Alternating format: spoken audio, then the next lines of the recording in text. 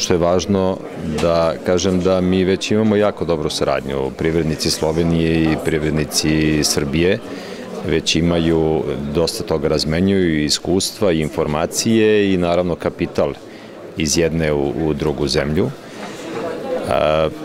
Privreda Srbije negde pokušava da napravi na način možda drugačiji nego druge zemlje, u smislu da ima i svoje eksponente i da se bazira i na tržišta Dalekog istoka, pre svega Kine, i na tržište Rusije. Naravno da je Evropska unija najznačajniji spoljnotrgovinski partner Srbije, to je negde oko 44%, ako se ne varam, izvoza i uvoza se definiše kao Evropska unija. Naravno i Slovenija je jedan taj segment kao zemlja Evropske unije.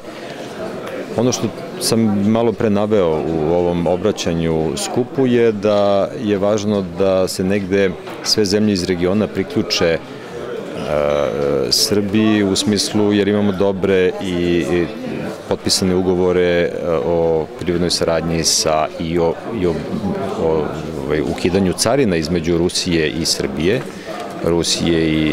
Srbije i Belorusije i Kazahstana. Znate, to je jedan dobar način da slovenačke firme ulažu u Srbiju, ulažu u primarnu proizvodnju i na taj način dođu praktično do tržišta Rusije, koje pruža fantastične mogućnosti da bi bile atraktivne sa svojim proizvodima, bez obzira da li su proizvedene u Sloveniji, Srbiji ili gde god. To je,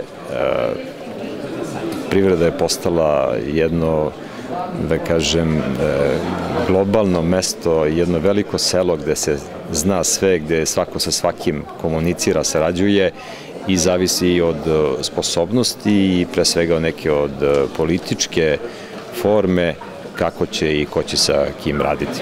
Pa mi smo sada dobili status, prošli smo taj datum i šta god to bilo, vi to imate bolje iskustvo, ali definitivno mi imamo puno stvari da popravimo u svom zakonodavstvu, u nekim svojim poslovnim manirima, da bismo bili, da kažem, konkurentni na evropskom tržištu. I toliko nam znači iskustvo Slovenije, iskustvo Hrvatske i iskustvo svih tih privrednika će nam jako značiti i dobro doći da prenesemo to iskustvo na privrednike u Srbiji, jer treba povećati konkurentnost. Evropsko tržište je prilično zahtevno što se tiče nekih standarda i svih tih stvari. Mislim da mi tu treba da podignemo, pre svega mi sami, da podignemo jednu spremnost i konkurentnost sami sa sobom, pa ćemo naravno i uspeti da se negde nametnemo na tržištu Evrope. Ono što je važno da mi smo to shvatili, da nam niko neće dati direktivu šta treba da proizvodimo, šta treba da radimo, moramo to sami uraditi, moramo se sami nametnuti tržištu. I to je suština. Ja sam prošle nedelje vodio privrednu delegaciju u Kinu i imam jedno jako pozitivno iskustvo odande. Kinezi su kažem, prošlih 20 godina od neke u proizvođačkom smislu zaostale zemlje došli do nivoa tehničke potpune revolucije. Taj ljudski potencijal je vrlo impresivan pre svega, ali ta njihova skromnost, ta njihova ujedinjenost i kad imate ideju da 1,5 milijardu ljudi stremi jednom cilju, a to je da proda svoje proizvode, ta negde sinergija daje rezultate. I ovo je dobro što se ove konferencije održavaju i ove konferencije što se organizuju.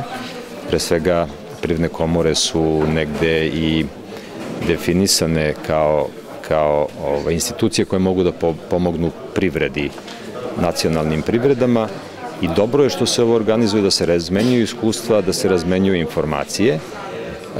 Naše tržište, srpsko tržište, i Srbija ima 7,5 miliona stanovnika, gospođa koja nas je dočekala tamo u Kini nam je rekla idemo u grad Hangzhou koji je mali, ima svega 8 miliona stanovnika. Tako da mi svi ovde razjedinjeni ovako sa, kažem, relativno malim brojem stanovnika, negdje nismo toliko interesantni kao investiciona destinacija, ali udruženi i ako uspemo da nametnemo sebe, pre svega u nekim projektima za treća tržišta, mislim da će to biti pravi način da privrednici imaju benefite. Pa ja se nadam Srbija i ubeđen sam u to, a posle toga nadam se da drugo i treće mesto će zauzeti neko od ovih naših bivših jugoslovenskih republika.